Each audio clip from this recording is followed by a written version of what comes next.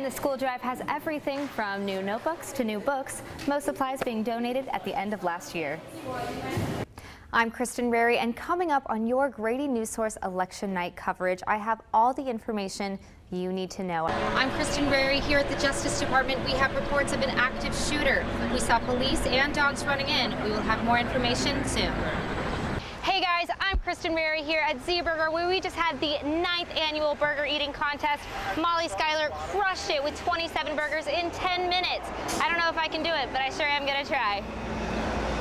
So when might we see some relief from this rain, maybe even some sunshine? Well, I'll be back in just a few minutes with your full week's forecast. Back to you guys in the warm, dry studio. The Atlanta Hawks have their home opener tonight against the Dallas Mavericks, so be sure to keep an eye out for up-and-coming rookie Trae Young and the recently cleared Dwayne Dedmon. There's no question this July heat wave is a scorcher. So how can kids that want to play outside stay cool and safe? 2 summer camps show us their style. I'm here in front of the restaurant where a man was leaving last night when he ended up flipping his car over this bush. Here's how it happened. Don't drink and drive. That's one woman's plea after her car became the crash pad for an alleged drunk driver. Renee Skaggs was eating at Blind Pig Tavern on Broad Street when she saw a man headed for his car.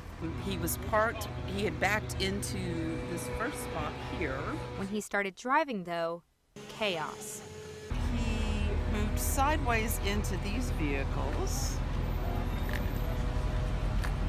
hit the median, took out of some shrubbery, turned sideways, hit this vehicle, and took out my stuff. All of this unfolded as she and her family sat on the patio of the tavern, afraid the car would hit them. And it's sitting inside there afraid, which... Police at the scene told me the driver resisted arrest but was eventually taken into custody. What happened? I can't give you an official. He has been charged with DUI, obstruction, and reckless driving. For those left behind, emotions ran high. I'm like, I don't care. You jerk. Now, there were no injuries reported, but that driver has posted bail. I'll keep you updated on this story as it progresses. Back to you guys. Aiden Gallagher had no idea what was going to happen last week when he put these, the No Friends flyers, up all over campus. He ended up starting an organization. I was like, oh my God, this thing's gonna be like way bigger than I expected. Aiden Gallagher is brand new to UGA. There's a lot of people in my situation that just moved here or are new to UGA. They don't really have a lot of friends, so this was a perfect place for people to meet. Which is why he decided he was going to meet people his way. My roommate actually put up the first flyers around our apartment complex, and within the next morning, someone had posted it on a UGA Facebook group with I think 9,000 people or something. When Gallagher posted flyers asking people to hang out, he was expecting 5 or 10 people. What he got was something more. We had around 70 people there at the peak. The meetup was more than a social event, though. There was actually a lot of people there that were like, thank you so much for hosting this. This is such a great idea, and I made a bunch of friends. According to partygoer Mary Cowart, it helped people from all over UGA. Oh, it was completely random. I think that there was a student from every corner of UGA. Both students say the event was a hit and everyone had a good time. Never Have I Ever, then there's people playing soccer, then there's people playing basketball, and everyone was just really, really into it. Everyone loved it. So. We were playing a little basketball and I was going against this 6'3" guy. We were both running after a ball and he just kind of... Aiden says this was the first time meeting these new friends, but it won't be the last. Everyone really loved it so much that we decided to make the Facebook group for anyone to join, and we're definitely planning some future events. For Grady News Source, I'm Kristen Rary. Today is certainly a historic day for anyone that remembers that 14th Street bridge crash in 1982, as the helicopter that saved so many people is reassembled in its new home in the National Law Enforcement Museum. 36 years ago, on one of the coldest, iciest days in D.C. history, Air Florida Flight 90 hit the 14th Street Bridge and landed in the Potomac River, killing 72 people.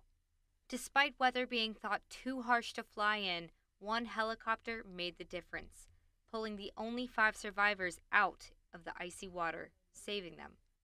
To this day, it is considered one of the greatest aviation rescues in history.